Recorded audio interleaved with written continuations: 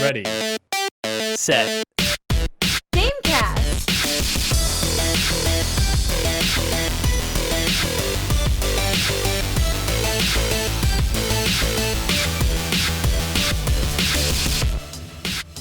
Welcome to Ready, Set, Gamecast, a bi-weekly podcast about video games and the hottest games you should be playing right now. I'm Bryce, and I'm joined by Darian. What is your hot game? Phasmophobia. And Matt, who also has a hot game? Yeah, Hyrule Warriors. Age of Calamity. That game's not even out yet. That's how hot it is. Yeah, I hear it's very promising. Bryce, what's your hot game? Well, I've played the demo of Hyrule Warriors, and I enjoyed that too. Okay, but we both talked about hot games. My hot game is Astro Playroom. It's so hot, only 7 people have ever played it. I can tell how hot it is based on your cooling springs background. Yeah. Yes, they need this cooling, or else they will be too hot to handle. Wow. Hey, Phasmophobia is not completely out yet either. It's in early access. It's technically an alpha right now. But isn't every game in early access these days? No. Every indie PC game is. Nuh-uh. So many games come out and they're like, okay, it's out. But we did add some more stuff in later. Like, what's the music game that we played at PAX West where you're like riding the motorcycle?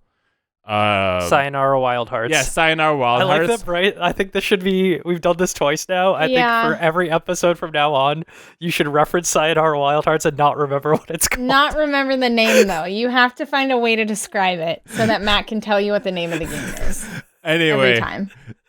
the developer was talking about I follow the developer on Twitter, and they were talking about a feature that they were going to put inside Sayonara Wild Hearts, but they couldn't quite make it work. So instead, they spent their remaining time just adding another level.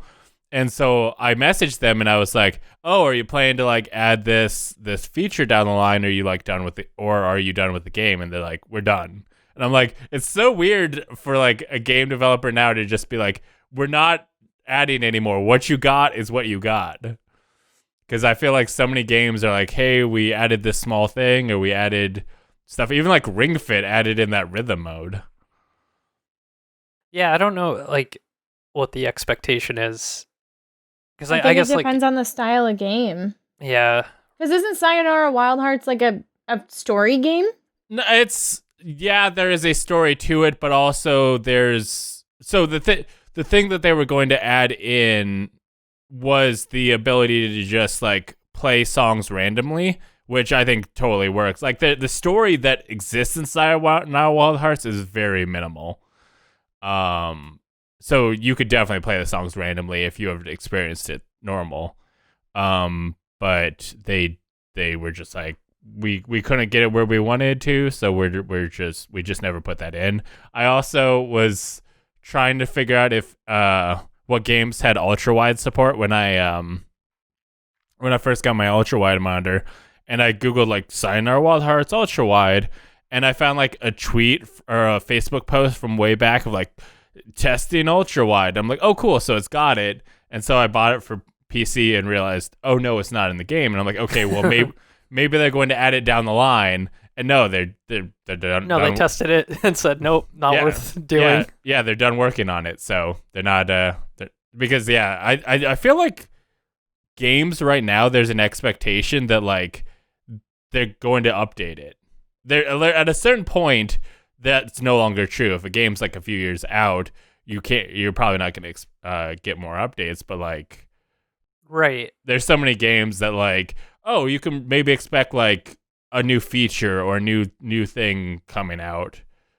I thought you were going to mention specifically in the age of new hardware, right? Right now, new hardware is coming out, so everything that came out in the last year, everyone's like, hey, is there an upgraded version of this for the new thing? You know? Yeah. I mean, I think that's going to be a big thing, especially with the PlayStation 5, which we'll talk about, having specific hardware capabilities that weren't present before of people are probably going to go, hey, this game like God of War for the PlayStation 4, people are probably going to message the devs and go, hey, are you going to release a PlayStation 5 version that's going to, support the capabilities of the new console? And I feel like most of the answers are probably going to be no, unless a game it came out recently or something. And even like Spider-Man, Spider-Man is such a weird case because they have a PlayStation 5 version. They made a remaster of it, which supports the new controller and all that. But it's only available if you get the Ultimate Edition of Miles Morales. That's the only way. Okay. Yeah, to my understanding, that's the only way to get the remaster. Interesting. Yeah. I didn't... Yeah, I feel like they were really not clear on when they announced the Spider-Man stuff. Even with Miles Morales, it was like, is this a standalone game? Is this a PS5 exclusive? What is this? And it's like, oh, it's its own game, but it's a $50 game. It's not a $70 game or something like that. Yeah, it's there. I remember there was the whole thing of like how to get the remaster and like the people going like, you can get the Spider-Man PlayStation 4 with Miles. I don't remember, but there was a whole thing that like lots of people were like reading out loud as a joke because it said like Spider-Man like 17 times in it. Video games. I got a question. Crazy. What's that? Did Darian win her League game? I did. The one that I was playing just now? Yeah. Yeah, I did, actually. I got really fed and was able to destroy them. And I have a tournament tonight. Are you going to win? Probably not, but it'll be fun anyway. How many matches do you play? Like in the tournament? Yeah. So it depends, because if you win, you end up playing more games. Yeah. Yesterday, we lost the first one, so we went right into the loser's bracket. And then we won the second game, and then we lost the third game, and we were eliminated. So I don't know if it's... I think it's technically double elimination, but I'm not really sure. It's really complex. Why are you going to stream it? Yeah, with a delay, because otherwise I'm afraid of stream sniping. That's cool. Yeah, it's really fun. Well, but more importantly, I'm going to keep reading up on the Phasmophobia roadmap. Yeah. See, that one's early access proper, so you do expect early features for that, but like they've been like chugging away at pretty good updates. Like there's lots of like fun little silly ones. Like there was one goal where they wanted to make the basketball in the garage before you go to the mission. They wanted to make it bounce. And they did that. And that's just so silly and fun. But then they're also like, make new levels. And I'm looking at all of the new levels that they're adding, and they're all huge. Like there's a prison, an apartment building, and a mansion that they all want to add. And I'm like, cool, those are all massive. Can we just get a few smaller maps? Because like I don't like the big maps. They scare the shit out of me. They take forever to find the ghost. And it's harder to run away because it's easier to get lost. And when you get lost, it's hard to find your way back to the truck so that you can relax. Isn't that the point of the game, to be all? Yeah, but it works really well on me. Like oh no, I have PTSD from this game. I'm not even kidding. There was one match. Do you guys know how Phasmophobia works at all? And I haven't played it, and I'm generally aware. I'm trying to stay away from details till I actually play it, so I can go in blind. But go ahead. Oh, do you not? What? He took his headset off. All right. So, yeah, you hunt the ghosts.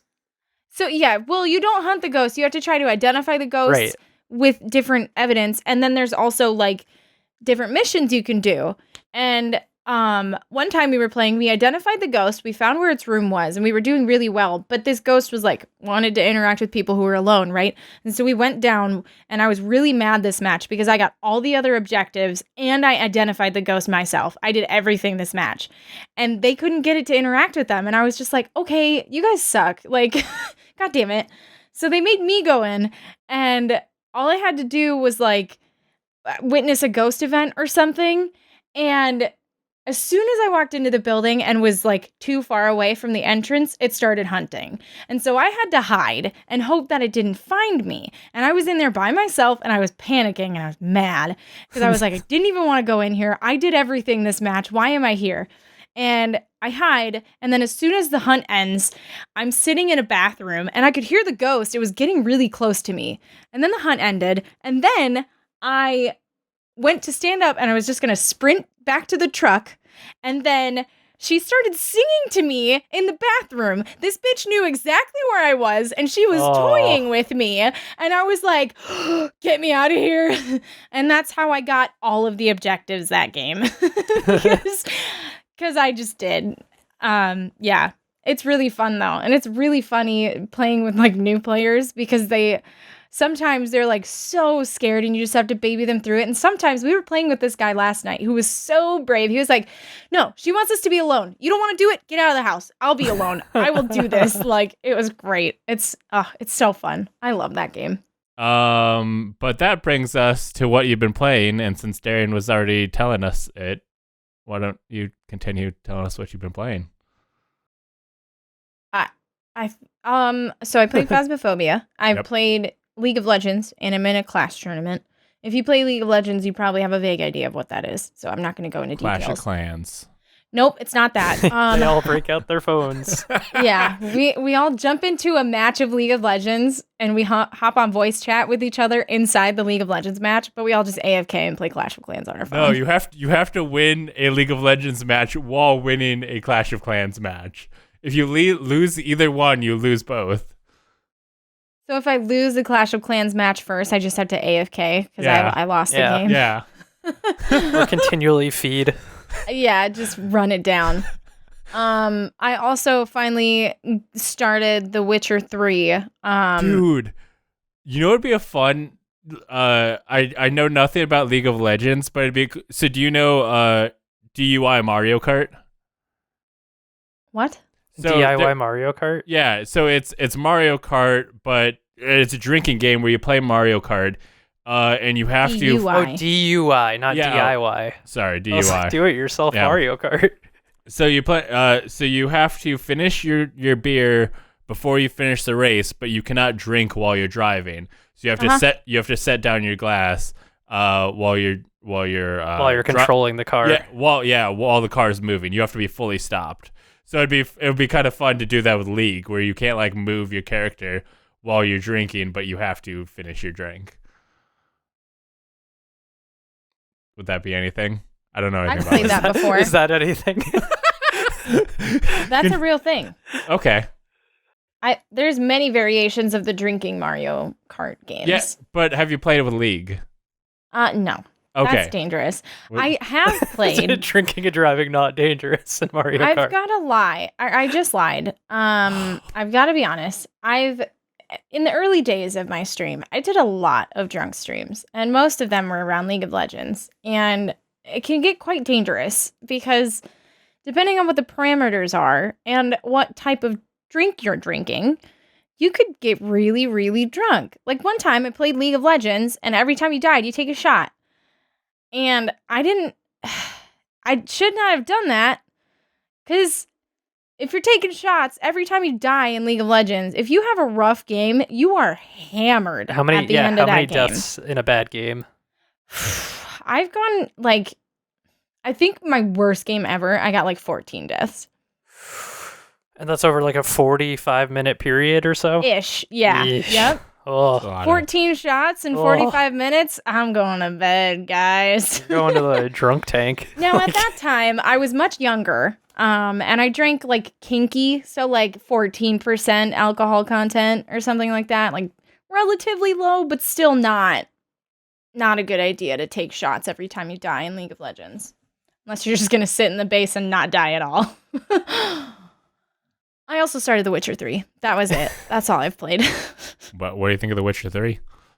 I'm really not far enough to have my own actual opinion of it. It's, I got through part of the tutorial and I've started doing side quests and stuff, but that's my issue with games like that. If there's too many side quests, I'm just going to keep doing side quests. I'm never going to pursue the main quest. So I'm a little worried about how this playthrough is going to go. you probably I know in that first section, once you progress the story to a certain point, any side quests that you haven't completed, you can't complete anymore.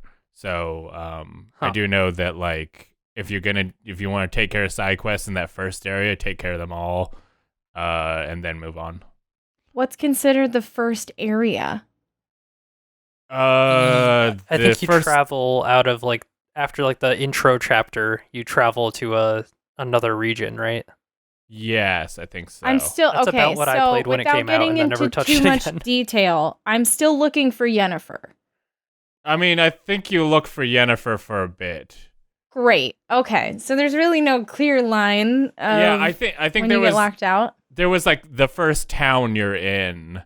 There's like quests there, and if you don't complete them all before moving, like there's a lot of tutorial stuff too. It's like here's what Gwent is, here's what like hunting a monster is. I think there's gonna be a thing that'll happen where like depending on how that goes, well, I think you're probably screwed either way, but I think you've got like choices, and then once that's happens, you're basically not gonna be able to go back to this town. Oh, good. Okay, well, I did do all of the side quests that I could find in that first town, like where Gwent was and everything. Yeah. So I guess I'm not too worried about that. Gwent's everywhere, baby. Yeah. Yeah, but the like the intro Gwent, like which I was like, I don't even care. I don't want to play this. And then I played it and I lost my first round. I gotta keep playing. Yeah, and I was like, I have to win it though. I can't lose and leave. They've done so much with Gwent that they've like made it its own game. You can just play Gwent. Yeah. One of my friends calls Witcher 3 Gwent Simulator. Yeah. I think the Gwent that is a separate game is a bit different from the Gwent that is in Witcher 3. Oh, I'm sure. I'm sure they had to simplify it quite a bit to fit it into a game and make it not completely obstructive. Witcher 3 Gwent came first, and then I think they expanded upon it too. I'm sure. Yeah, so because I haven't played the outside of Gwent, the Gwent standalone game, but honestly, like Gwent, it takes a minute to learn, but it's so simple. And I think that's what makes Gwent like so satisfying is that it's just like really easy to learn, but like kind of a complex strategy deal of like, you want your numbers higher here, but here's some ways to like either like buff your numbers or fuck up their numbers in cool ways. Gwent, the Hearthstone of digital card games. Does that make sense? No, because Hearthstone is a digital card game. Yeah. And Hearthstone is nothing like Gwent. So very different. Take it back. I refuse. The I like that. I like where you're at. Hearthstone. I saw when I was looking for news to include in this podcast, I saw that there's a new Dead by Daylight killer. The twins? Anything going on with that? So yeah, the twins were, I guess, announced. They are kind of weird. Apparently, well, a killer in Dead by Daylight's not normal. I just want the well-adjusted, like, chill killer. Like, I'm Billy. I'm gonna kill you in the most chill way possible. Well, Billy, actually, Hillbilly, he's just got a chainsaw. Oh. That's a thing. Oh. He's pretty chill. He just has a chainsaw. And Billy. He runs around. No one expects an actual Billy. Call him Billy. It's Hillbilly. But so it sounds as though basically their power. Can I ask you two questions real quick? Is there a Dead by Daylight killer who vapes? No. Which Dead by Daylight character do you think is most likely to vape? Are we talking like killers? Yes, killers. There's none of them that like shoot smoke or anything? No. There's one that pukes. that's exactly the same as vaping. It's the exact same. Who would vape? Let me look. Oh, there is a character called Legion, and it's technically 4 people, and there's different skins, and you're playing as like one of them per game. Okay. There's different skins that represent them, but they're a bunch of teenagers. They would vape. Okay. Legion would vape. One flosses, one dabs, one vapes. Yeah. Yeah, actually, specifically, so their names are Frank, Julie, Susie, and Joey, and I think Joey would be the one that vapes. Susie would probably dab. Julie and Frank definitely floss, if I had to assign that. I told Erin, our video editor, that she should like make each episode title like a quote from the show, and I think this one's probably gonna be Legion would dab. Or not, no, Legion fuck. Would vape? Yes, damn it. Yes. Legion fucks. Legion fucks. Okay, go ahead and say more about the twins. Anyway, yeah, Would the they twins vape? they wouldn't vape, no. Oh. They seem like their appearance makes it look like they existed before vaping did, so. Are they like Shining style? Is that like come play with us? No, not at all. Actually, it's almost as though they like in utero they were supposed to be twins, but one of them absorbed the other, so one of them never grew. It's just a baby that comes out of her.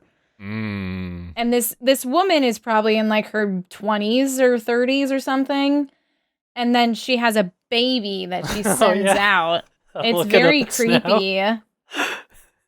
A character of Killer from Dead by Daylight being creepy. So one of them grew up.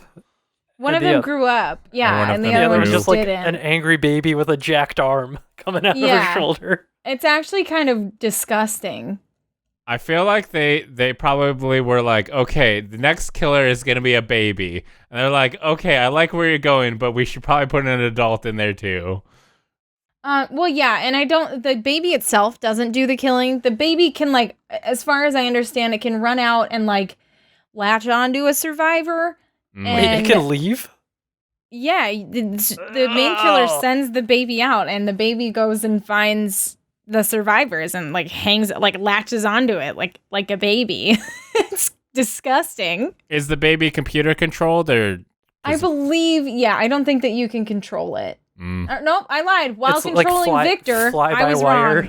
The baby's name is Victor, and the woman's name is Charlotte. So you can be Victor, and he can't see scratch marks or pools of blood. And he can latch onto survivors, I guess, and give them away to Charlotte, as far as I understand. I don't understand. I mean, to be fair, if you're controlling the baby, wouldn't you already know where they are? Well, yeah, you chase them similarly as you would a regular killer. You still have to, like, run around and chase and find them. I guess. So, as far, I don't know how they work. It would be cool if they made like a killer that like two players could, like, hey, we're gonna do a co-op killer that you can opt into. So you can unleash Victor, and you can switch control between Charlotte and Victor. Victor like can't Luigi. see. Yeah. Yeah. Where did they get to put Gooigi in Dead by Daylight? That's Luigi? true. Gooigi. He's in the what's the haunted mansion? Scary Luigi's mansion. Luigi's mansion. Just Luigi's mansion. There's a goo version of Luigi made of goo, made of slime that can do cool stuff that more normal Luigi is too much of a chump to do. Yikes.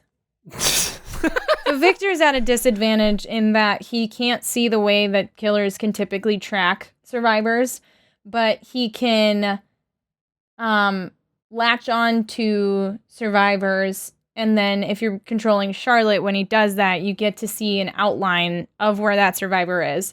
The survivor can crush Victor, which is also uncomfortable to me. That's a little uncomfy. It's weird. You can crush the baby. Hey, as long as you don't shake the baby. Well, and if he's crushed, he'll regrow on Charlotte, which is that's gross. Yeah, I don't know if he can deal damage to the survivor. You can affect them with certain status effects, and you'll automatically switch your control to Charlotte if you get a hold of a survivor. Mm. But I guess if they're injured, you'll down them without swapping control. I don't know. It seems really weird. I don't understand what Charlotte is supposed to do, but yeah, Charlotte is just a person that walks around. The baby is the real mastermind, I guess. As in every family. Yeah. He's like Stewie Griffin. It's fine. It's very relatable and funny. Not creepy and weird that a baby will chase you and you can crush it. It's fine. I'm sure. I'm fairly certain at some point in the Family Guy series, Stewie Griffin has been crushed. Probably. It doesn't make it any less creepy. I mean, what about Family Guy is comfy? That's a good question. Matt, that's why I watch Rick and Morty. Matt, what do you think? I think Dead by Daylight seems to update itself a lot. That's one of those games that, never ends the content roadmap. It's like Animal Crossing. Yeah, but they're not in, they've never been in, early access, right? Like, they launched, and now they're just, continuously adding stuff. It's all, most of them are DLCs. Some of them are free, some of them are paid DLCs. But, it's very much this one is new content that they're adding on consistently. Not this game is still in progress. Yeah. See, I feel like it's not the same way. I feel like even when a game is released, there's so many games that, still update, still add new features that it almost seems like everything's kind of in a weird, early access of... It's just a matter of, is this game going to crash? If it's in early enough access, you're gonna go okay, it's probably gonna crash when I play it. But if it's released, you can go, okay, it's gonna be stable. But they could add more features. They could do more with it. I mean, how long has No Man's Sky been released? At least 2 years, right? Maybe 3. It's gotta be, but they've been okay, that was the last update, and then a couple months later, they're okay, we added in more stuff. Yeah. We had an idea. Turns out we built it, and now, here it is. Now, here's another game inside No Man's Sky. Enjoy. I feel like that's the joy of modern gaming, is that they can constantly be doing stuff to update and improve it. Yeah. Or they can release a finished product and be this is what you get. I think it's cool to have both. I feel like I more expect updates than I expect them to just be done due to the trend of games right now. I'm okay. I also think it depends on the style of game. Multiplayer games are more commonly going to be continued to be updated, but single player and story games are not. Yeah, right? I mean it's a question of what could they update? Something like with what was it? The game that I already forgot its name again. Sayonara Wild Hearts. With Sayonara Wild Hearts, there was a feature that they could have added. Something that's just here's a story. They're not going to be here's more story, but there's something hey, here's a feature. Hey, Spider-Man, we added a new power that we thought would be cool. You can add in things, or you cannot. It's just a deal of if there's room for improvement, you almost expect them to go yeah, let's keep working. But I don't fault developers for saying no, we put out the game we want to put out, and we're done with it. We're moving on to the next project. I mean, Among Us was a thing of they put that out and they were going to make a sequel, but then it kind of became a thing, and they're oh, okay, actually, we're gonna keep working on it. Yeah, we're just gonna update they're this one. Actually, this one works. Yeah, just keep on this one. Everybody's buying this one. Let's just keep working on this one. I kind of like that they did that too, because instead of trying to continue to make more money off of people in that way, they're probably going to add more purchasable options, but they're not going to make you buy another game to continue to enjoy their content. And I think that's really cool. Also, Victoria Tran joined Among Us. Oh, really? Yeah. That's what we were talking about her last episode, right? Yeah, because she left Kit Fox and now she's on the running community. She's one of the 4 sloths. I think that's called Inner Sloth. Inner Sloth. Okay, yeah. Yeah, and there was 3 of them, and now there's 4 of them, and she's one of them. She's great. I'll be curious what kind of community like working for them looks like, because working for Kit Fox, it was a lot of like horny picture or like horny posts about the people from Boyfriend Dungeon. Yeah, about the swords. Yeah, and so we'll see what that looks like for Among Us. Dude, wasn't one of her recent tweets about like someone else being horny about Among Us 4? The state, Kentucky. Pornhub released looking up Among Us porn. Yeah, Pornhub released their stuff the week of the election, like most commonly searched by state, and Kentucky apparently likes Among Us porn. Did you see what North Dakota's was? No. Pumpkin. So pumpkin. I wonder, like, what the... Because it's all, like, topical then, right? Or, like, of the moment. It's not, like, of the year, right? There's some of them that are just, like, threesome. But there's some of them that are, like, relevant. And there's... New Mexico likes Fortnite. Yeah, there was one that's Fortnite, so... Okay. Florida was Trump. There's... Oh, yeah, that makes sense. Yeah, there's ones that are, like, recent, relevant. There's ones that are just, like, the lesbian. Mississippi likes prawn. Is it just because they don't know that was like you got to Pornhub and then you were like, I want prawn. Oh. Anyway, why didn't we talk about South Dakota? What were we again? Wrestling. Oh yeah. How fucking random is that? Wrestling porn. Yeah. Hey Matt, what state do you live in? Massachusetts. Oh, college. That's fair. There's a lot of colleges. Yeah. Like Oregon likes succubus. I'm a fan of that. Yeah, I'm curious what's going on with that. They're like, what happened in your life that you're like, I'm gonna search for succubus porn? Alaska likes No Nut November. Yeah. So they like they're really into edging. Yeah, okay. That's what I was gonna say. Some of these are like super basic, and then there's Popeyes. What? Popeyes porn? like the restaurant? Like chicken? Yeah, I don't know. That's Louisiana. Oh. There are multiple states that like grandma, but they use different versions of the word. There's one that says granny, and there's one that says grandma. Oh, this is weird. Anyway, Victoria Tran, if you're listening to this, you should come on the podcast sometime. We could talk about Among Us porn. Did you see what Virginia's was? I just looked at all of them. I can pull it back up. Virginia's has to be one of my favorites, along Missouri. Missouri's is just kind of weird. Virginia's is basic. Virginia's is sloppy blowjob. And what's the other one? Missouri. Okay, so that one's accidental cream pie, which is weird. Texas is sex mex. Sex mex. What is with Hawaii? Theirs is 808. Theirs is an area code. Yeah. I only want to see people having sex from the area code of 808. Which is Hawaii area code. Okay. Colorado likes tushy. I mean, why wouldn't you just search for Hawaii though? I don't know.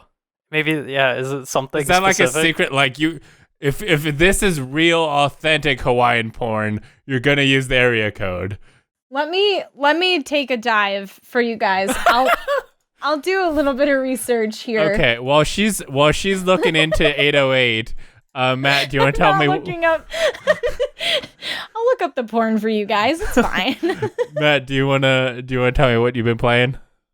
Yeah, I played some Don't Starve together with my girlfriend.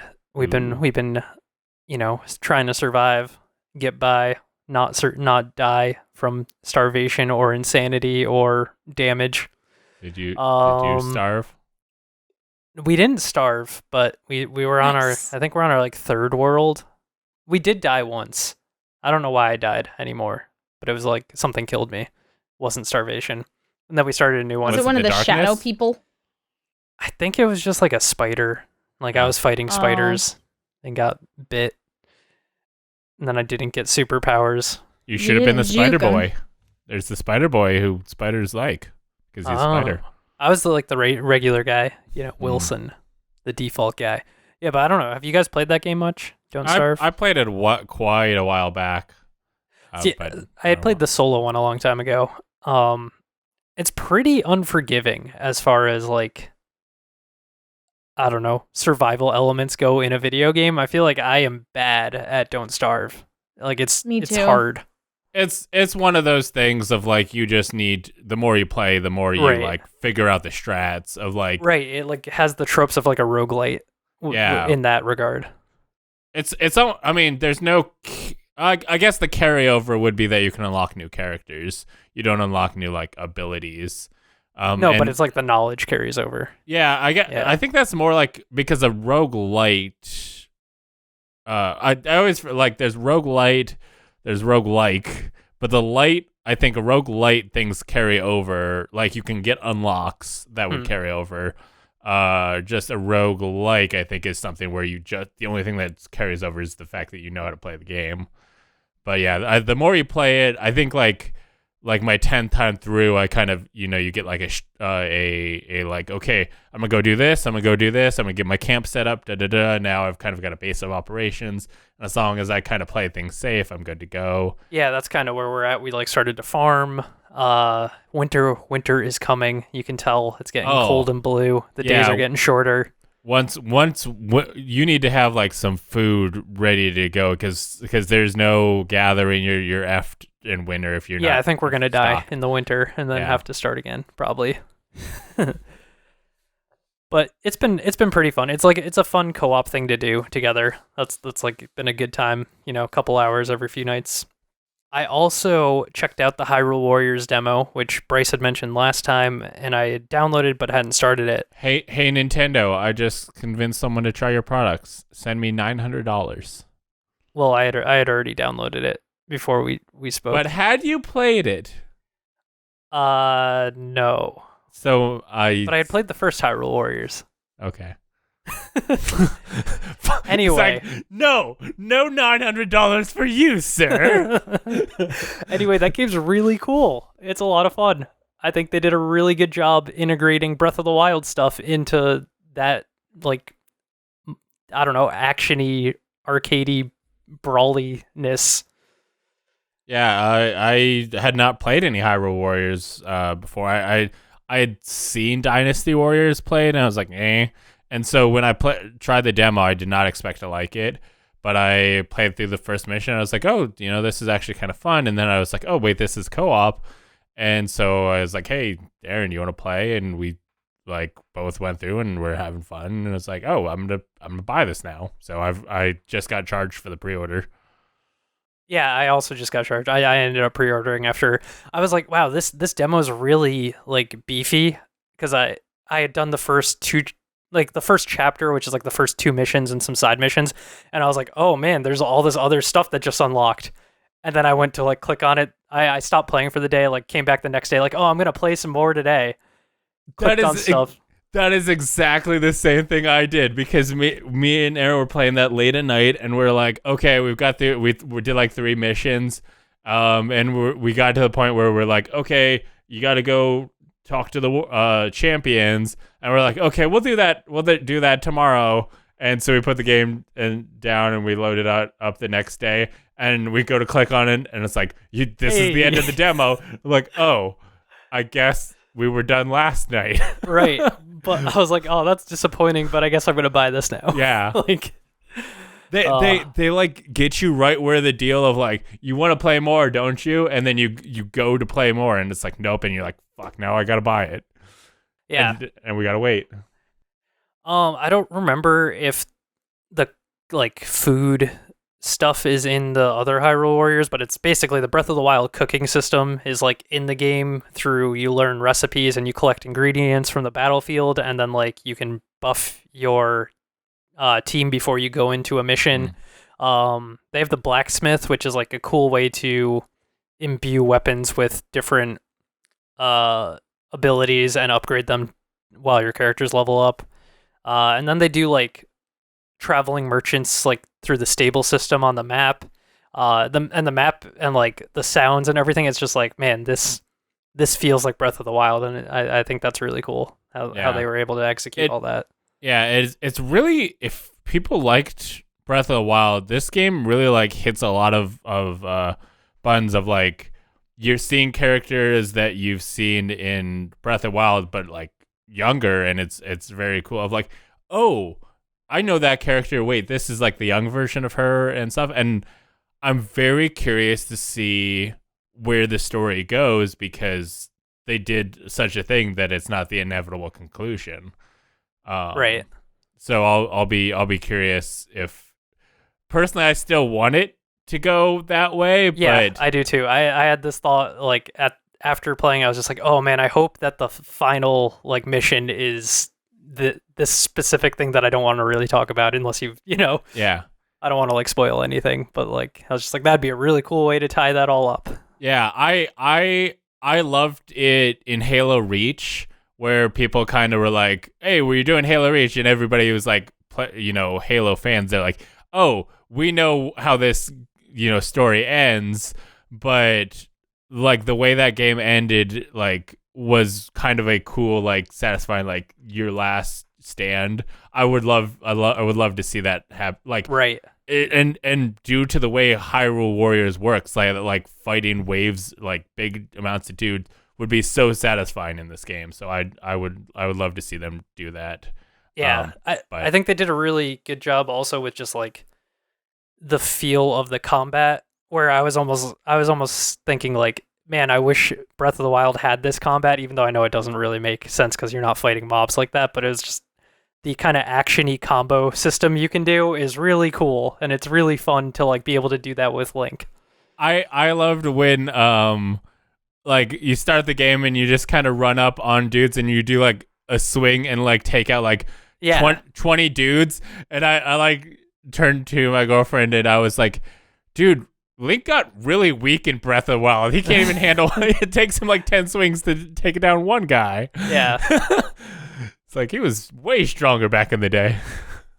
And they like they tied all the like the Sheikah Slate abilities in really well. Oh yeah. Specifically with like Zelda, and she's one of the characters you can play as. Like all of her things are through the Sheikah Slate, so it's like it quickly goes through like the freeze ability, the stun ability, the bomb, and the magnet. It's just like boom, boom, boom, boom, and it's kind of chaotic, but I don't know. I was like, this is impressive.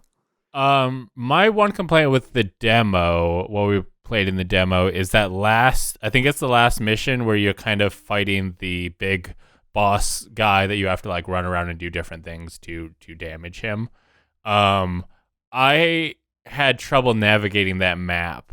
Like looking, the map is in 2D, but it's like higher and lower, and it was like, I don't know how to get anywhere. It's like, what is a path that will take me back down to where get back down into the canyon, right? Yeah. So I found that map and area a little bit confusing. Hopefully that won't be an issue in other maps, but that was a complaint I had of the demo. Yeah, I think that's fair. I think generally pointing around on that map and trying, because it doesn't like rotate with your character or anything, so it's like, okay, which way am I facing? Which way do I need to be facing? And I'm trying to go up to this corner, and the maps frequently like branch and then like bubble up again and then branch, so they like kind of connect in very linear ways, but they're larger open areas. So yeah. Did you play that one co-op or solo? No, I just played that solo. Okay. And the last thing I've been playing is Spider-Man Miles Morales on the PlayStation 4. Wow. What do you think? I think it loads faster than the first Spider-Man game did on PS4. I think they optimized the city or something. Yeah, I swear it's quicker.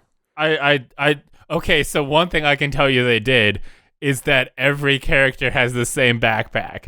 Anytime you see a backpack, it's literally the same goddamn backpack. I was just like, there's one backpack manufacturer apparently in the city.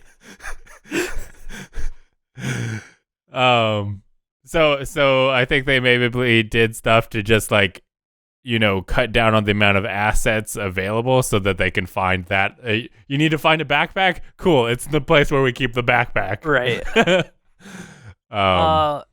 It plays very similarly to the other Spider-Man game, which, I mean, what else do you expect? They've beefed it up a little bit. Like, Miles has this Venom power now, and it's Yeah. kind of this electricity, I guess, is probably Yeah, the it's best way to put it. electricity power, but you're not electricity man. You're Venom because spiders. Yeah. So he's got a little more oomph in some of his abilities. They start you off with, I think in the first game you kind of had to unlock a lot of the traversal stuff, or they had to like, tutorialize it a little more. And this was kind of like riding a bike, where it was like, okay, how do I swing through the city effectively? And then all those things were available to me pretty much right away. Yeah. And then other than that, the upgrade tree seems a little more straightforward, I would say. Like, it's not as I don't know how to say, like, it's not as custom feeling. I feel like I'm gonna get all the powers, where I didn't necessarily feel like that in the first one. I think I know for sure that like there's a trophy in Miles Morales for like getting every skill point, or getting every skill. A thing that they've done with Miles that I think is actually kind of cool is that they have some of the skill upgrades tied to challenges, where there's 9 challenges throughout the map, 3 stealth, 3 combat, 3 traversal, and by completing those you unlock a new ability. Like you can swing faster if you do the traversal deal, or like doing the stealth mission, it makes it longer, people take longer to notice you. So like you have both the like skill point thing of like, hey, I'm gonna get this, but also completing those challenges gives you more powers. And so like they had those, I think in the first game it was Taskmaster had the Right. was that. In this one it's Peter, like Peter's hologram training Miles, which I think is a cool like the story is like Miles trying to live up to like Peter. Yeah. Like right at the beginning, Pete's not going to be around for basically the duration of the game, it seems. And so, yeah.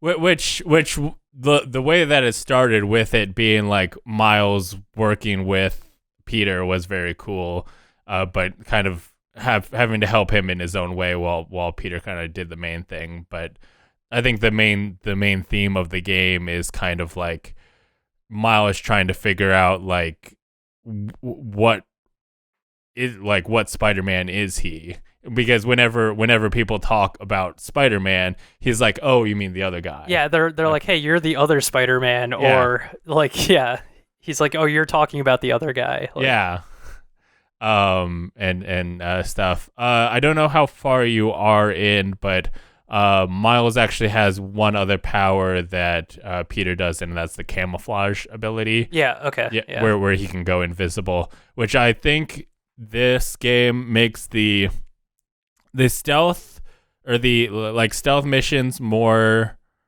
challenging. Where in the previous ones enemies would move around more often to allow you to, like, if you waited, they would be in a position where you can grab them without getting noticed.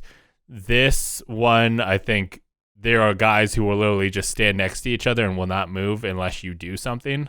Yeah. But there's also the deal of like you could literally go up, like you could get seen, go camouflage, go invisible, and then they'll go like, oh, we lost him, and then go back into stealth.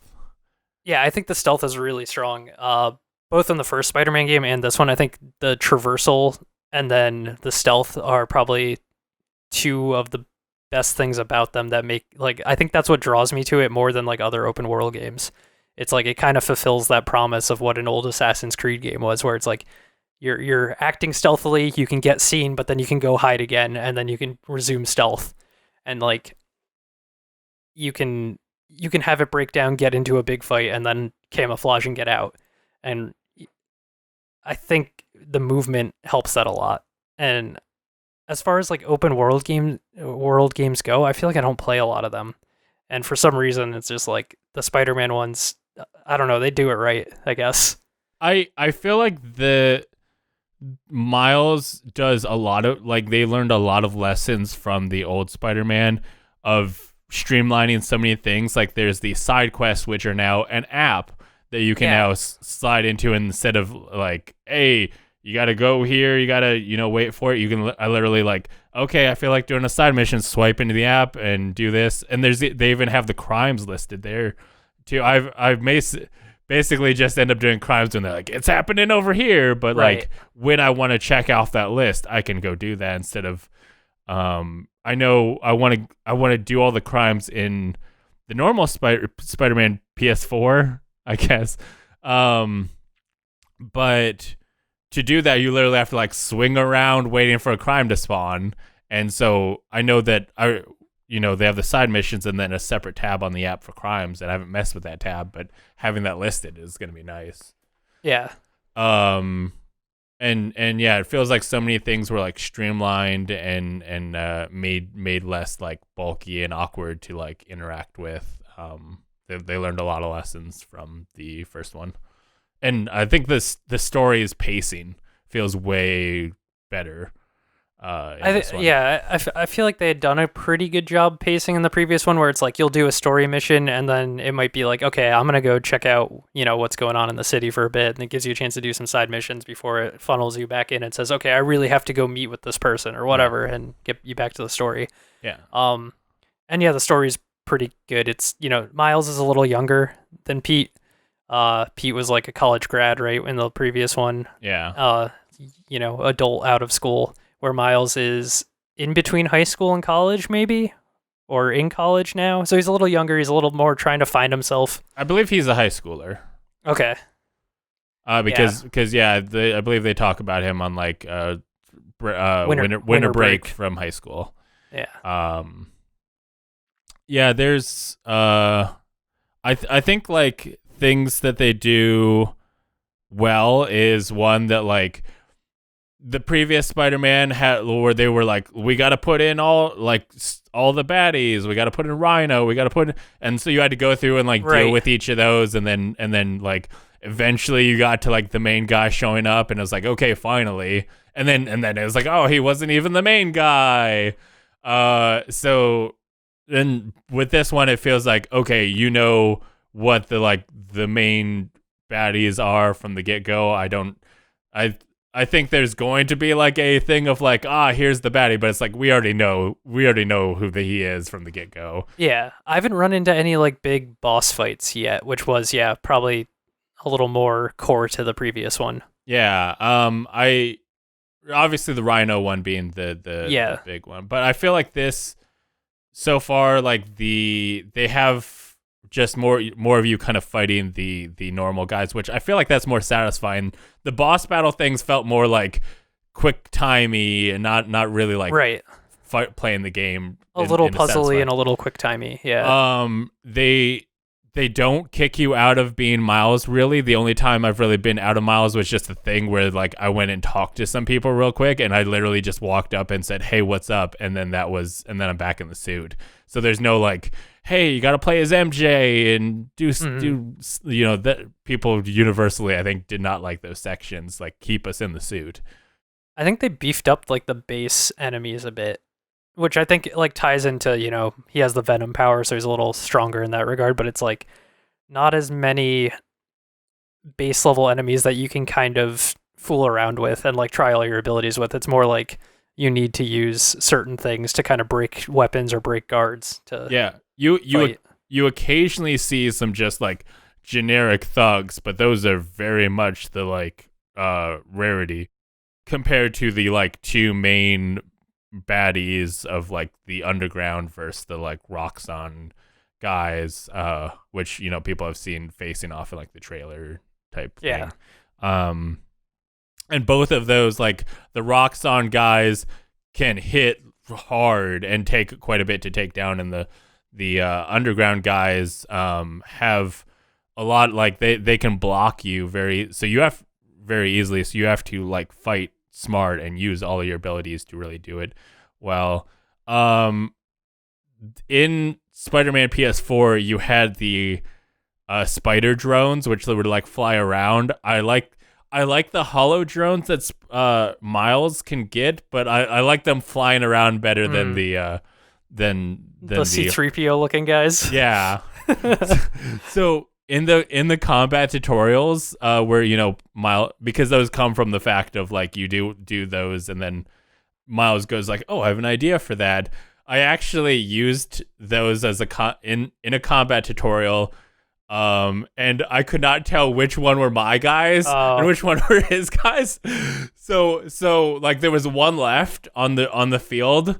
It was a mission where it's like don't get hit, and right. so I was like, oh, I'm gonna use the holo drones to distract them so they can't hit me.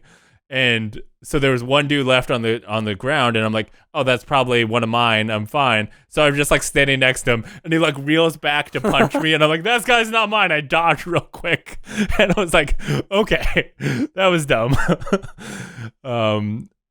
So I've been playing on PS5. Yeah, and I was gonna say, yeah, that's pretty much it for me for games. So if you want to transition into your stuff in PS5, go for it. Yeah, so I've been playing on PS5. Have been playing Miles Morales.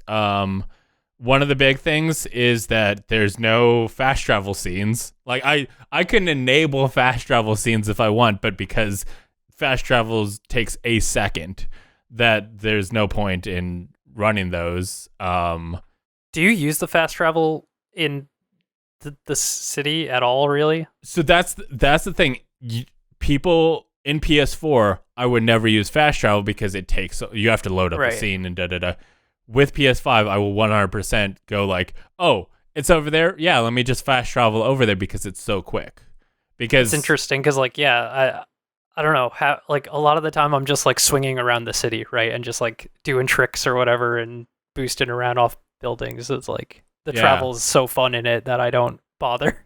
With PS4, it was like, okay, I can just swing over there, and that way I'm still playing the game while I'm trying to reach this destination. With PS5, it's like, well, I'm going over there. Let me just get to the mission.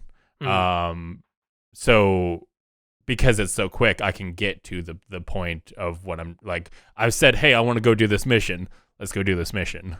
And if I just want to swing around, I can swing around. Okay, so let's talk PlayStation 5.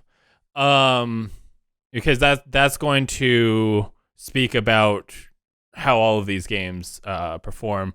One of the big things that I've alluded to so far, everything loads fast.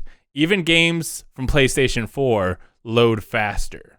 They're not as snappy as Miles Morales, which can load up in like 5 seconds. You can literally, swinging through the city in like 5 seconds from clicking the button. But even like God of War felt like was like way quicker than previous games. I did load up God of War and Kingdom Hearts just to see like what any difference.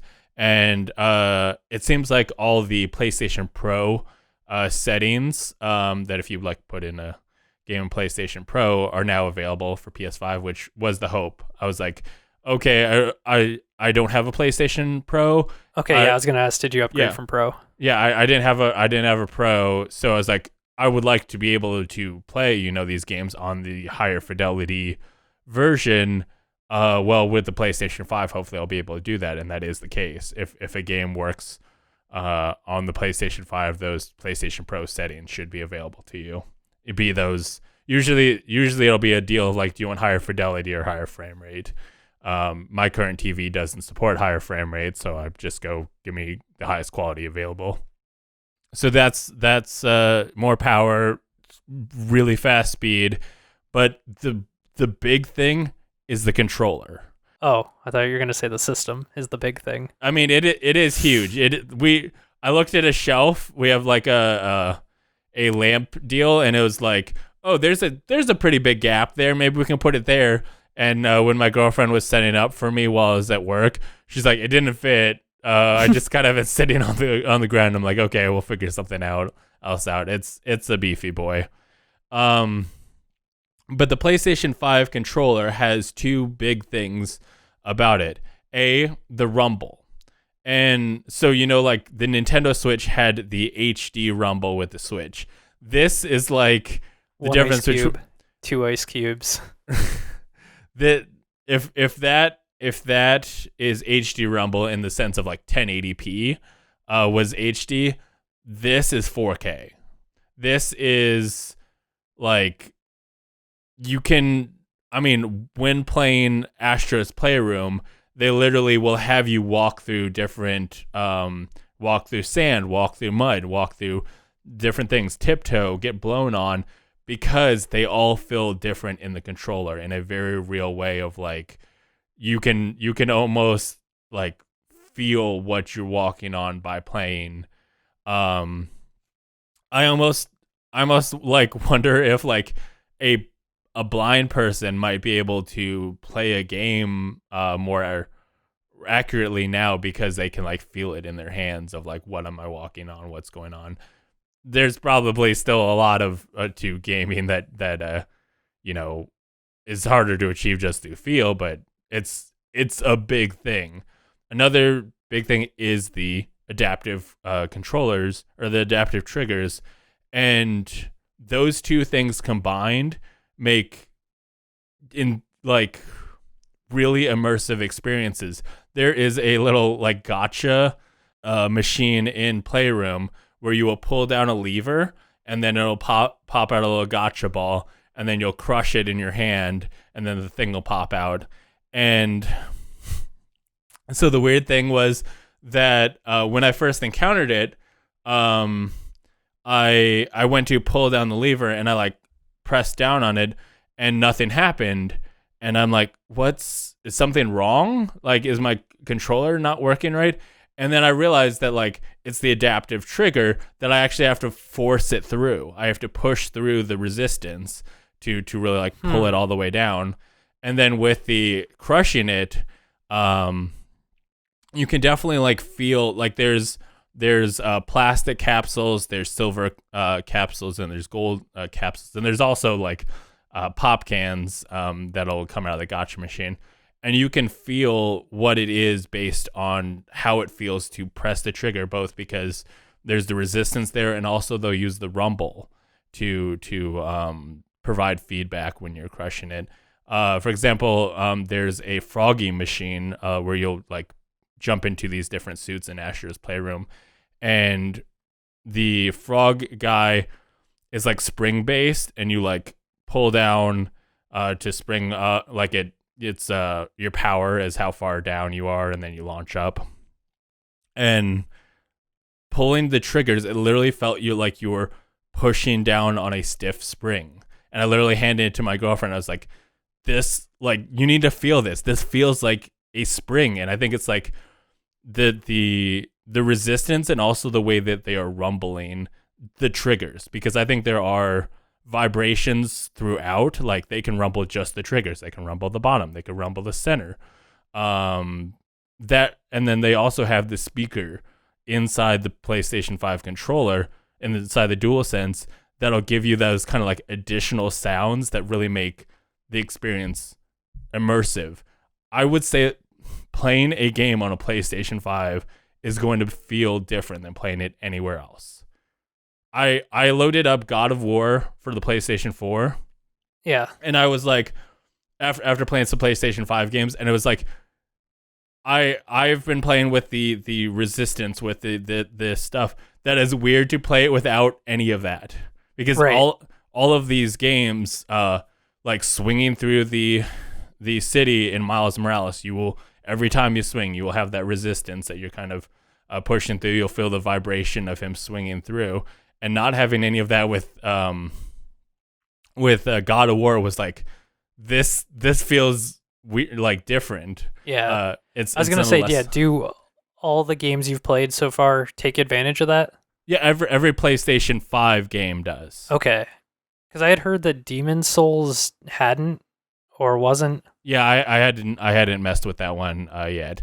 One thing I will note is that the vibration capable of the DualSense feels more like HD, more I don't know, exact. that when I was playing Burnout Paradise for the PlayStation 4, it felt more satisfying, more realistic than when I've played on the PlayStation 4. Like, it feels like the rumble is just... So it is just like at a base level, a better rumble anyway. Yeah, I feel like they've just put like more rumble, whatever makes things rumble, like more of those are in the controller. Because like, I don't know that I'd expect like a Call of Duty or something to really take advantage of that necessarily, but like I'd expect every PlayStation studio game to do that. Yeah, I guess it's going to be a question of how easy do they make it to do that. Something like Sackboy, you don't feel too much. The big one is like when you go to pick something up, you will feel a resistance of like grabbing it, but for the most part, just like jumping around, you're not really going to feel too much of the like adaptive triggers. You'll feel like some vibration, but not to the extent of Astro's Playroom, which is very much designed to be like, look what everything can happen. This is the tech demo, right? Yeah. This is yeah. I'll also note that speaking of Astro's Playroom, it's a game. It's not just the like, because the Playroom on PS4 was just like jiggle around the controller. Look, it's got motion controls. Da da da da da. This is a full ass game that was fun to play, and it was cool to see all the like PlayStation history. I'm gonna plat the game because it's fun. It does a lot of really cool stuff, and if you have been playing PlayStation all your life, it is a cool experience, and I'm so glad that like a very good pack-in game is back. Yeah, we haven't seen a pack-in game in a while. Like the last one I can think of is Wii Sports. Yeah, like the last notable. Yeah, Astro's Playroom is awesome. The music, the soundtrack is great. Miles Morales, I will also say, soundtrack is great. Okay, I will say this about PlayStation 5 games: soundtrack is great. Astrobot has a really cool song in one of the deals where literally like the level is singing to you. Miles Morales' soundtrack, like, dude, when that game started and the music came on, I'm like, fuck yeah! I like let's forget about Peter. I'm Miles from now on, because he has his like own music that he is listening to in a very cool way. They do a lot of things cool in Miles, like that. Not just listening to Jay Jonah. Like, you could literally listen to the Danicast. I actually think they have too many audio cues now while I'm swinging around. Oh, I keep interrupting them, and it's like I want to listen to the end, but I don't want to just sit there. Like, yeah, I've been annoyed with that. I'm like, okay, do I just go stand on a roof while I listen to this? I do know that you can go into the menu and like listen to the archives, but you have to stay in the menu when you do it. You can't just turn it on and listen like a podcast or something. Yeah. That would have been nice. Sackboy, which I'll get into. I've been playing that with my girlfriend. That's the only PS5 game I believe that offers co-op, and it's cool to have a Sackboy game that's not focused on the like you can create your own levels thing too. This is purely a platformer that they have made that uses Sackboy. Did Media Molecule make this game? No, I don't believe so. Interesting. I can't tell you the name. I think it's Sumo. I believe I saw that somewhere. Sumo Digital or something. Yeah, I believe that might be the case. They have several levels that are set to music of popular songs. It is Sumo Digital. Aaron, what's the song that the first level was? God, it was from I know they sang it at Sayonara Wild Hearts. No, I know they sang it at the Super Bowl. A couple, like Beyonce was there. It wasn't a Beyonce song. Do you remember the Super Bowl where Beyonce was at? Uptown Funk. Oh. I was looking for. I remember that Super Bowl. So you can't stream these games. I don't know. You can't stream those games. Not on Twitch. Possibly. I mean, it's a You'll question get a of takedown notice. It's a question of did they license it in a way that streamers would be fine with. But and the answer is probably not. The answer is probably not. But the way that Little Big Planet works with the games is that they literally like remixed the song in a way that the lyrics are like cued based on transitions of like they'll kind of repeat the beat over and over until you like hit the next section, and then like the level will sing along to it in a really cool way. I've had that happen with 2 levels. The rest of them seem to have just like kind of their own songs, but when a level started, I was like, that sounds like the beat to Uptown Funk. That's kind of weird. And then we start playing, and they literally start singing Uptown Funk, and I'm like, okay, that is Uptown Funk. So it was very cool. I don't know how much I love Sackboy. It's fine. Honestly, I enjoy the platforming in Astro Bot more than I like Sackboy. But it's fun to be able to play a co-op PS5 game with my girlfriend. Overall, of the PlayStation 5 games I'm loving the most, it's Miles. Like, Spider-Man Miles Morales is just fun to play. It makes really good use of the adaptive controller. And it's dope as shit. I did play a little bit of Star Wars Squadrons on my PC. Did you buy that? Yeah. Yes. Okay. I was just wondering because I know EA Play is coming to Game Pass PC soon and stuff. I was trying to figure out if that was in there. I don't know. I might actually cancel my Game Pass soon. I don't know if I really play enough of it. I saw somebody tweet out, so when will they add health insurance to Game Pass? I think they added Disney Plus to Game Pass, so it's like, it's kind of Did weird. they actually? That's probably why they tweeted that. Like, Yeah. all right, cool. So, Yeah, it seems like they've been adding like, hey, you have Game Pass, here's some other stuff with it. I think it's Game Pass Ultimate that you have to have. for health insurance. Yeah, for health insurance. But the Star Wars Squadron story seems interesting. I haven't played enough of it to really say. I played with the controller. I was going to wait till I got my HOTAS to play it, but playing with the controller is fine. I don't know. I guess the story is my favorite part so far. I'll be curious to see what happens with the story because it exists in a space that we don't see too much of in the Star Wars world of that time after the second Death Star was destroyed. Like, technically the Mandalorian exists in that time, but like I'm not sure how long after. But it'll be cool to see like what exactly happened to the Empire after the second Death Star blew up. And Right. we'll be able to see like literally characters from both sides interacting in that. So I'll be excited to play more of that. I definitely got to put on the headset and see how it plays in there. But it does support ultra wide, so I do get to enjoy that. If that makes its way to Game Pass, I'll try it out. Was there any questions about the PlayStation 5 you guys wanted to know anything about? I don't know. Like, I think I'm at least a year out before I'm really considering getting one. I feel the same way as I did before, I think. Yeah. I did go to Target the day it came out because I wanted to get Miles Morales, and for some reason I wanted to buy a physical copy. And then I saw like 4 of them at customer service, and I was like, oh, maybe I could just get one. And if I could just get one, I was like, maybe I'll get one. But then I was like, I don't really need one. But if it happens to be here, but then you had to like order ahead. So yeah, it does seem like they said, 99% of your PS4 games will play on your PlayStation 5 at faster load times, at higher frame rates if supported.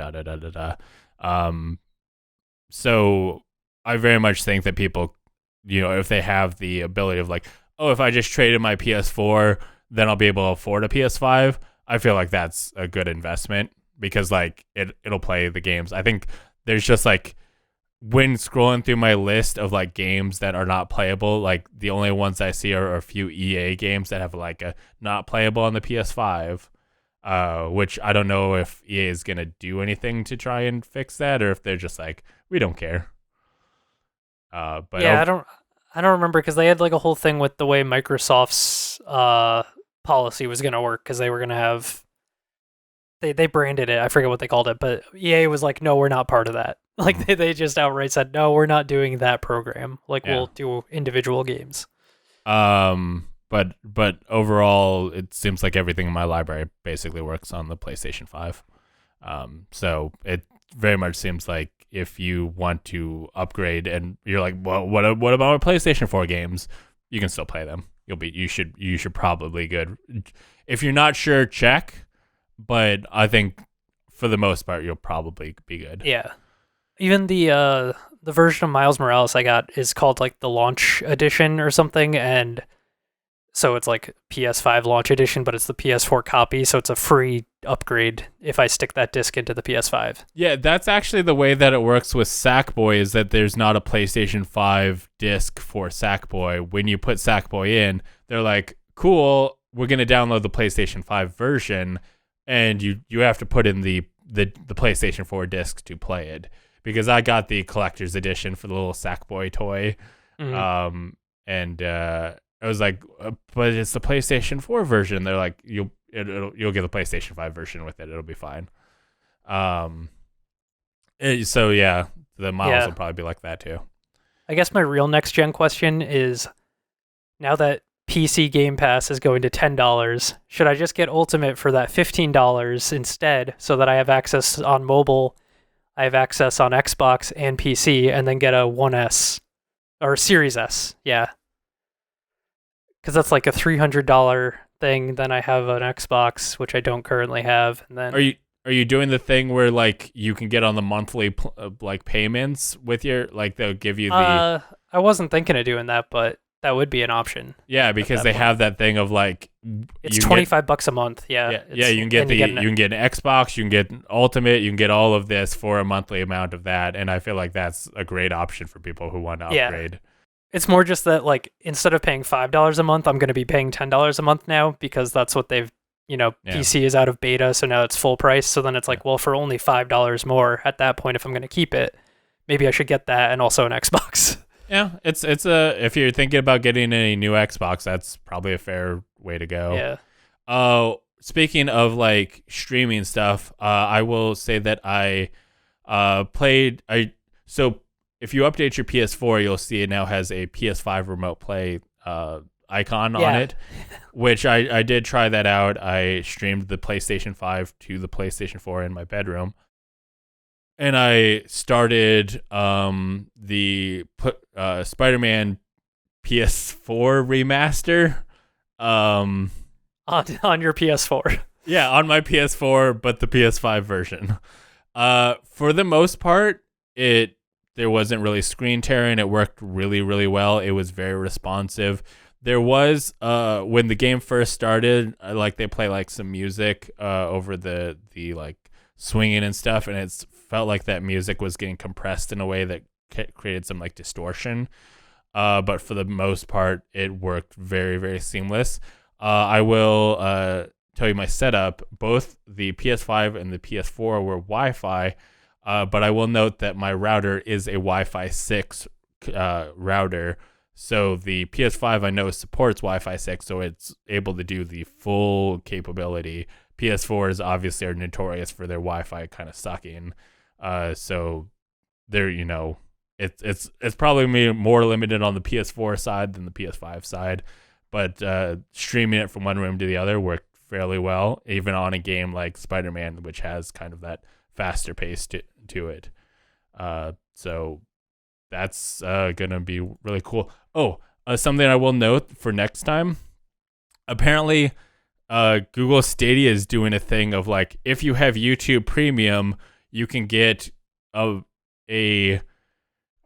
Chromecast and a Google Stadia controller for free and a month of Stadia Pro.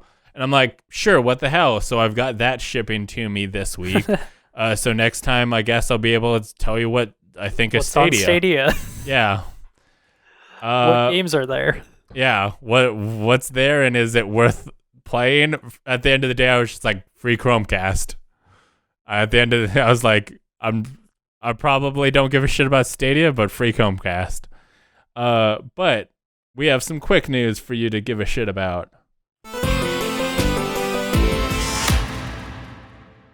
The Nintendo Switch has been the US's best-selling console for 23 straight months. I don't think anyone is surprised by this information. Do you think they can do it this November? I don't feel like they can't. I think they can do it. I believe in you, Nintendo. I think it's going to come down to, does the Xbox and PS5 have enough units available to outsell it? Because I feel like it's going to... Does the Switch have enough units? I know, that's also the right. The drop. Yeah. The Switch hasn't been in stock that much lately. Oh, I've been seeing Switches, like, they're back in stock everywhere that I look. If anybody wants a Switch... They're trying to keep it up. Yeah, if anybody wants a Switch, I can find some for you. The Animal Crossing one. Yeah. What? You can get the Animal Crossing Switch. I've seen that one. I think I've seen more of the Animal Crossing ones than any other. Yeah, I think that one's like the most in stock. Yeah. I want to get the Mario Kart bundled one that's coming out as a gift.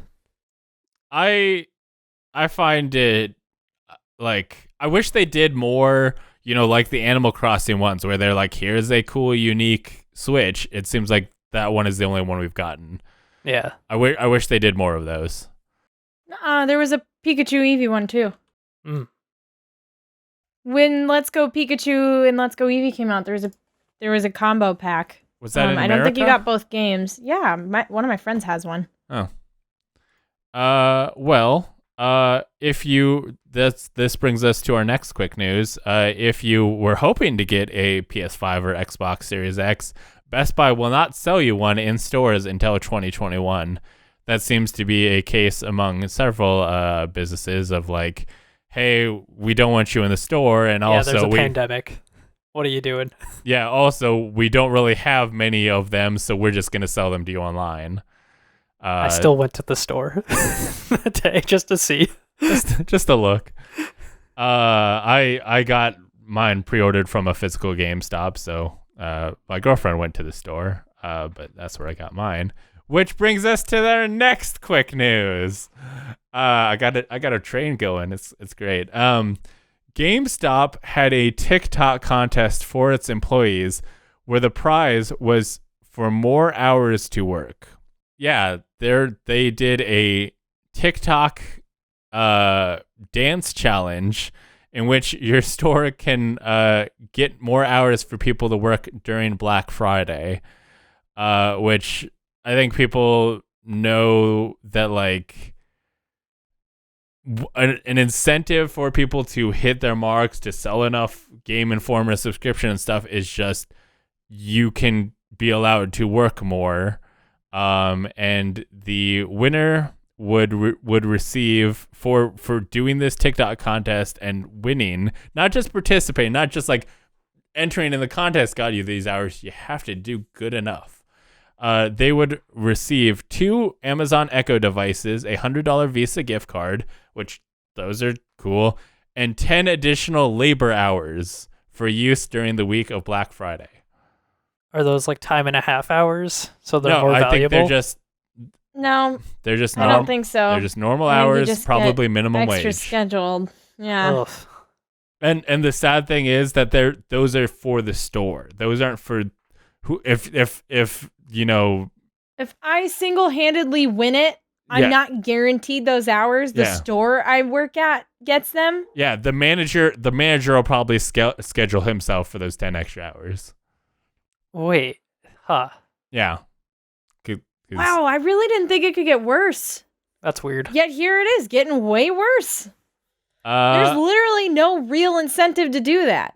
Except, I guess, a $100 gift card. Yeah, but like, there's far better contests you could enter. Yeah, that's shitty. Fuck you, GameStop. Yeah, that aren't advertising GameStop in a really shitty way. I mean, do you think? I will say GameStop got a lot of advertisement out of this, not in the way they expected. Do you think this becomes a holiday commercial for GameStop that they run on TV? Like, here's our employees dancing because they love games in the holidays or whatever. They are going to put them all together. Yeah. And the employees are gonna, the cost to run that commercial is probably gonna be in the millions, and the game right. The employee featured will have got $100 Visa gift card and 10 possibly the ability, 2 probably Echo not, devices. to work That's more. $60 value, right? Wow. Cool. So yeah, GameStop, get your shit together. I hate every time that GameStop comes up. It's because they suck. That's probably I bet Reggie came up with the idea.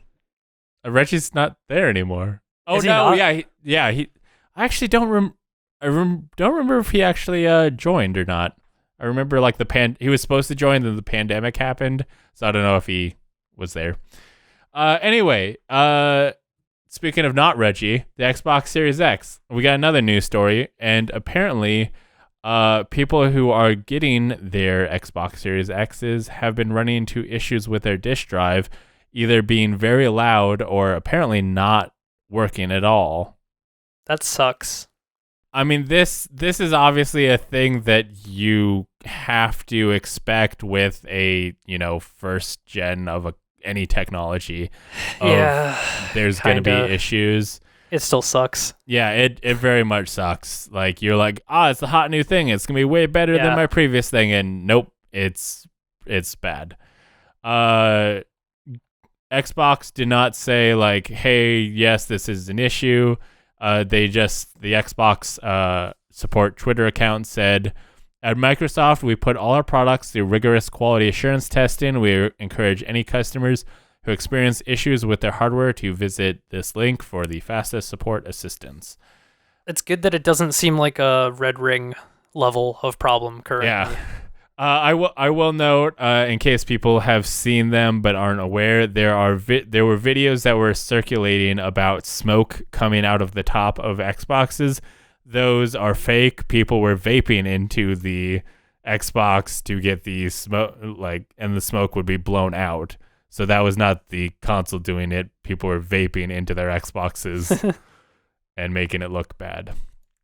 I will note the PS5 is not exempt from having issues. I've seen on Twitter people reporting that they have run into issues where their PS5 controller is not charging when it on the front port when it is in sleep mode. So a much better issue than the disk drive issue, but still an issue that people should be aware of. I've heard reports that if you have that issue, plugging it into the back of the PS5 seems to work. And apparently BioWare is working on a new Mass Effect game. There was a announcement of a remaster of the original trilogy coming next year, and a new Mass Effect game currently in development. I think this was slightly surprising due to how poorly Mass Effect Andromeda did. But it's been 3 years now since Andromeda? I could not tell you. That game came out and everybody was like, woof, this is not how you continue. So now they're working on a Dragon Age and a Mass Effect.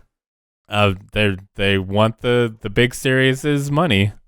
I'm more excited for the Dragon Age. I enjoyed Dragon Age 2. That was my favorite. We don't know anything about the new Mass Effect. We don't know if it'll continue the original story or continue Andromeda or be something completely new. I'm guessing it doesn't continue the Andromeda story. That would be surprising. Oh, they're also working on the reboot of Anthem. What? Oof. Anthem. The one that's getting rebooted? Yeah, they were doing a complete failed. overhaul of the game. So that's another one they're working on. Oh, I will note that is a game that is not compatible with the PlayStation 5, and I was like, that doesn't surprise me. No, yeah, I just remembered Anthem for the first time in a while. Just then. I'm sure BioWare... that game flopped so hard. I'm sure BioWare doesn't remember that often themselves. Well, it sounds like they do if they're redoing it. Yeah, I'm sure they're like, oh, we've got some new games coming out, and they're like, new Mass Effect, new Dragon Age, and then guys like, and the Anthem reboot, and they're like, what? That exists? like the guy in charge of games is like, I've never heard of Anthem.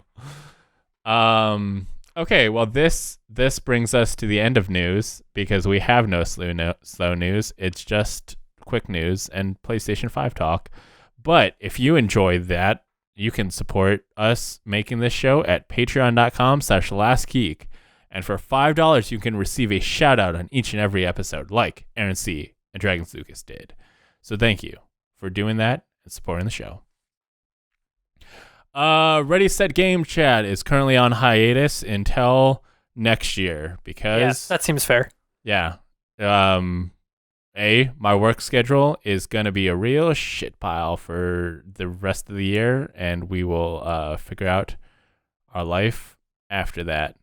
So stay tuned for that. If you have any recommendations what you'd like to see us play, you can send it to our questions and comments section, which Darian will tell you how to interact with. Do you want to be a part of the show? Go to readysetgamecast.com/submit to submit a question, comment, or your favorite new generation console game for us to read on the show. Not the console itself, just the game. The person asking the question is, do you like your PS5 vertical or horizontal? And there is no question.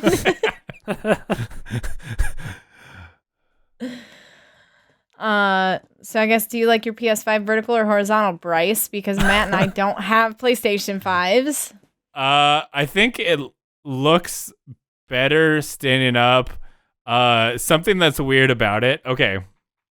So I have the disk drive version, and when looking at the PlayStation 5's disk drive, the disk drive version, I was like, the fat part where the disk slides in goes on the top, right? No, that sits on the bottom, which I did not expect. I do not think that looks great. I think it looks better vertically. I think the digital version looks the best personally. Yeah. Like it's symmetrical. Having that disk drive makes it look a little weird. It really, like, the disk drive really looks like an afterthought on it. But so the weird thing is, so we originally had it standing up when she had first set it up, and I went to put in Sackboy, and the disc faces, like the shiny part faces away from the console. And I was like, what? Because I had first put the game in, like, with the shiny part facing the beef of the console. And it was like, we don't recognize the game. What's going on? And I'm like, is this my disc bad or something? So I took it out and I was like, I tried the other side and it read. And I'm like, okay, that's weird. And wait, upside down? Yeah, it was upside down so the shiny part faces away from the console. Which makes sense if you are thinking of it horizontally. Yeah, if it's flipped on its side, it makes sense. But I did not expect that to be how you would set up the PlayStation 5 when I had first saw it. So when it's sitting on its side, it makes perfect sense. It seems weird when it's standing up. So I very much think that's weird. People are going to be confused. Right, because, especially with the PS4, you actually laid it down the other direction. Yeah. Which is, yeah. Well, I guess it makes sense, though. I think they were going to try to really push for the more digital atmosphere and less of the traditional gaming with discs and stuff. I think obviously they're pushing towards more digital. Yeah, I mean, it becomes clearer and clearer the further we go. Yeah. I think I'm going to buy all my games digital unless there is some sort of collector's edition situation where I want physical goods, and even then I would prefer a digital code rather than a disc for it. I'm sure that they're going to start introducing that where they have collector's editions with a disc or with the code, right? Yeah. Like, and there will be alternatives and maybe a price difference because, like, if you get the one with the physical edition, you'll get like a steelbook case, which I really dig because they're really pretty and cool, but it's going to cost a little bit more to get that. They'll give you a steelbook case with a code inside. Yeah, that would be super silly. I mean, I could see them doing it though. I don't know. Yeah, maybe that would be different though. Instead of it having a disc inside, the steelbook case has like some like small art that is exclusive to that version or something. I don't know. I could see them transitioning the way that collector's editions work for this particular generation as well. Yeah. I think this will be the generation, because like this will be the generation in which people go digital even if they have the disc version. It's they're going to start buying more and more of their games digitally, so that next generation more people will buy the digital only console. Right now I have PlayStation 4 games that I'm like, I want to play that on my PlayStation 5. Like I have the discs. So I'm like, well, I'm going to slide that into my PlayStation 5, and I'm like, I'm probably going to want collector's editions. So I'm going to have a disc from that. So I bought at least one disk drive one. If any additional PS5s I get for like my office or the bedroom, those will be digital. Overall, I think it looks better standing up. The problem is that it's so huge that you have to like have a specific setup to be able to make that possible. Yeah. And I did not have a place that I could put it standing up right now. I want a new TV so that I can have that 4K HDR, 120 frame capability. Because right now my TV in my living room is like 10 years old. It's a good, like, it was a very good TV back in the day. But right now it's like, it's 1080. It does not have HDR. It does not have a high frame rate. So I very much want to upgrade. So I want to get the new TV, and I want to get a new TV stand so that I can get like, put them, standing up next to the TV. But that's a bit off. Well, that is the last person who sent a question. So that brings us to housekeeping. Go to lastgeek.com for links to the podcast on all your favorite podcast services, including iTunes, Spotify, and Stitcher, as well as the video version on youtube.com/lastgeek. If you like the show, please subscribe, rate, and review it on iTunes and Stitcher. It helps us grow and become more powerful. T-pose. T-pose! Nice. I'm not standing for it. I've got my cute kitty on my lap, and he deserves to just rest. And T-pose this time. Other Last Geek stuff you should check out. Dungeons & Gamers is a podcast on YouTube and podcast services everywhere. It's very cool. We have 4 episodes out. New episodes come out the last Monday of the month. Episode 4 was part 1 of our Extra Life live stream. And so some cool stuff happened when people donated to support Extra Life charity. And it is the first episode featuring Darian. We also had the special guest Zyger on it. If you want to find more about our cool Dungeons and Dragons podcast, follow Dungeons Gamers on Twitter for updates on that.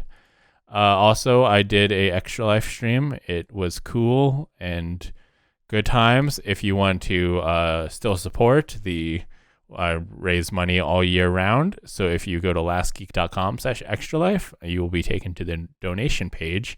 This is the end. We have checked every box, and we're now at the end of the podcast, which brings us to the last box, which says, where can people find you, Matt?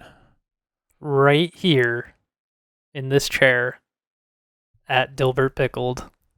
This is my final resting place. I've been moving my desk around. This is the spot.